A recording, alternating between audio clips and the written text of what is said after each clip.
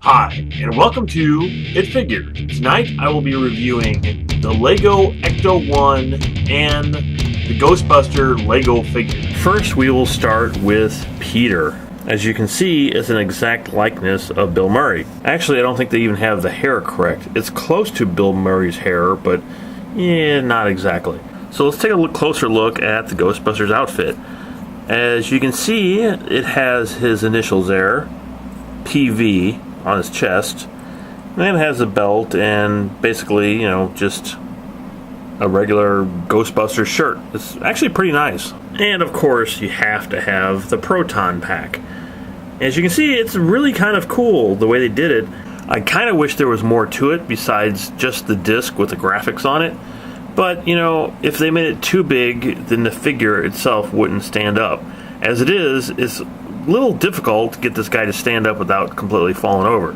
On the side of the proton pack, you can see that his blaster fits in a small holder, which you can just pull out and then put it into his hand. And it's attached to a cord that goes into this thing here. Right now, Peter is holding a walkie-talkie, which I thought was really cool that they came with because, they do use them in the movie. And I've always loved the LEGO walkie-talkies. I don't know, there was just something to them that I just think is such a great, simple design for the walkie-talkies on the Legos. The one thing I was not expecting on these figures were two different faces. You have this expression, then you have the, oh my god, I just saw a ghost expression. So, it's kind of cool that you can change off his expression on his face. And it's easy to change his expression. You just pop his hair off and turn his head around, and then you have the different expressions. And each one of the Ghostbusters comes with that. It's really awesome. As to how the backpacks stay on, there's a simple peg here on their backs, and you basically just press them in, and they stay on. So all the other Ghostbuster characters are designed exactly the same, except for their names on their shirts, and their faces, of course. This is Ray's scared face, and Ray's very happy face. Egon's regular face, and his holy crap face. Winston's regular face, and his what have I gotten myself into face. And I have Winston holding the ghost trap, and I kind of wish there was a little bit more to it than just the two Legos snapped together, but it works. One really cool thing that comes with the Ghostbusters is a stand for all of them to be displayed on. It has yellow and black stripes all around the outside of it, and of course the classic Ghostbusters logo right in the center. They also look fantastic standing on it. Here's just another shot of all their backpacks in a row, just to show you that they are all exactly the same. So there you go. Those are the Ghostbusters. And now, on to the ECTO-1. So here's the ECTO-1 LEGO version. I absolutely love the fact that they have the ECTO-1 license plate. The whole front of the car is just awesome. I love the lights, the bumper, the grille, everything. And if you take off the hood, you reveal the motor of the ECTO-1. So check out that. There it is, the motor. Well, actually it's not much of a motor, but still it's kind of cool that it's there. So on the side you have an extra light, and you actually even have the mirror. All the windows are slightly tinted, but you can still see through them. The sides are really smooth. I like the design there. And of course you have the classic Ghostbusters symbol on the door. Over on the driver's side you have these blue hoses that go up and sort of disappear into the top. I'm sure there's probably a name for them, but I have no idea what it is. I really love the back of this car, how they did the fins and then the half wheel. And of course on the very back you have the ECTO-1 license plate again and the Ghostbusters symbol. So the passenger side is pretty much identical to the driver's side except for a few things. Like over here you actually have the antenna, which is basically just held on by this clip. One thing I found cool is for the front windshield, it actually has windshield wipers that will go up and down. Alright, so let's get to all the cool stuff. The roof, as you can see, is just a complicated mass of machinery, just like the real ECTO-1.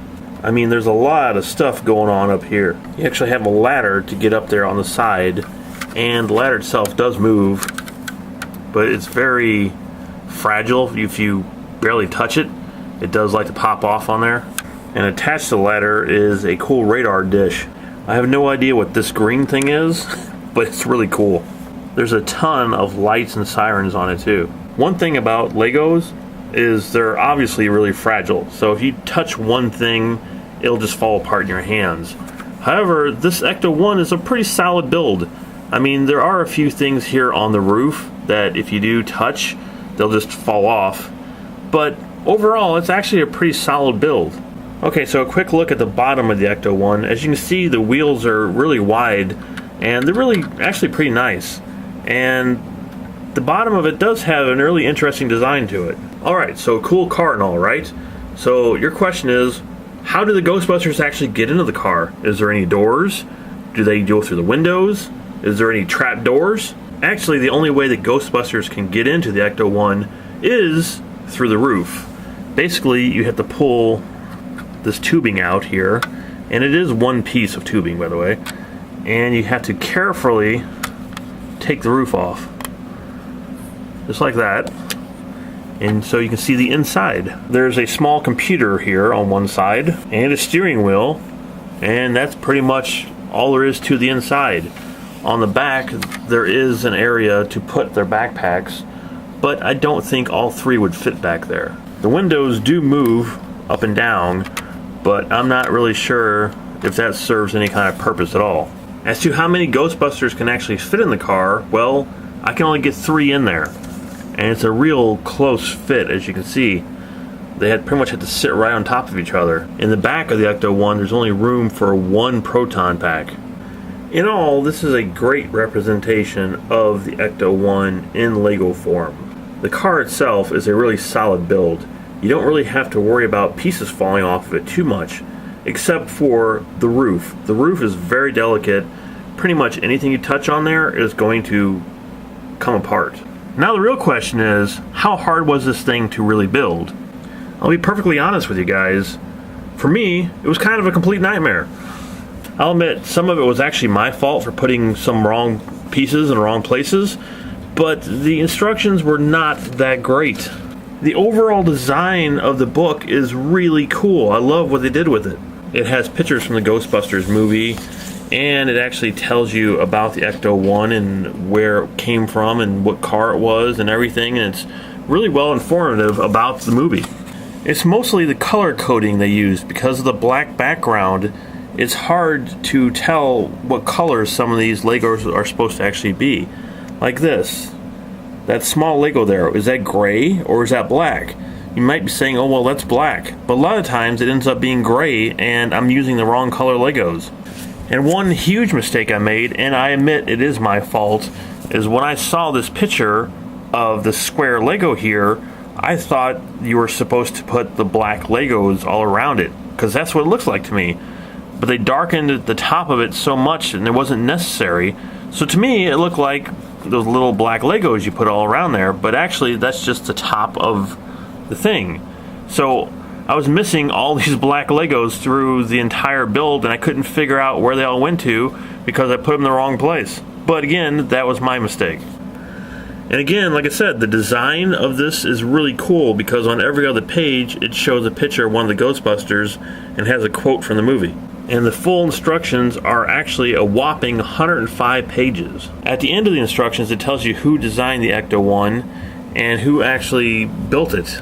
So again, lots of really cool information in the instructions, but I just found them really sort of difficult to figure out sometimes. And at the end of the day, I did have a few Legos left over. And if anyone has any idea what this is, could you please tell me in the comments below? Because I have no idea. It's like, is it a car jack, or is it some way of launching a Ghostbuster into space? Or I have no clue what this thing is supposed to be, and then they never say in the instructions. No idea. So let's bring up the old Figometer and see how the Ghostbusters and the ECTO-1 stacks up.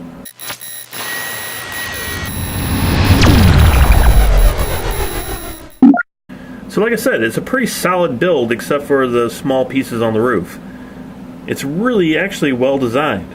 There's nothing really here to complain about except for sometimes the confusing instructions, but as for the build itself and the car, it's excellent. The Ghostbusters themselves are also fantastic, And it's really cool that they actually came with their own base. It's a nice touch. I've been a Ghostbusters fan since the day the movie came out, and it's really awesome to have an ECTO-1 made from Legos. It's definitely one of the coolest Lego sets I own. So in all, the ECTO-1 gets a 5 out of 5. To rate the instruction manual and the fun of the actual build, I would have to give that a 2 out of 5. There's very little here to complain about except for the instructions, and like I said, a lot of that was my fault. I really hope they continue this line. I would love to see maybe like a wall in the containment center or something. That'd be really cool. Or maybe even a full-size Stay Puft Marshmallow Man. Now that we have the ECTO-1 Lego set, all we need is the DeLorean. Did you hear me, Lego? The DeLorean! So I hope you enjoyed tonight's It Figures. If you did, please subscribe, and I shall see you next time.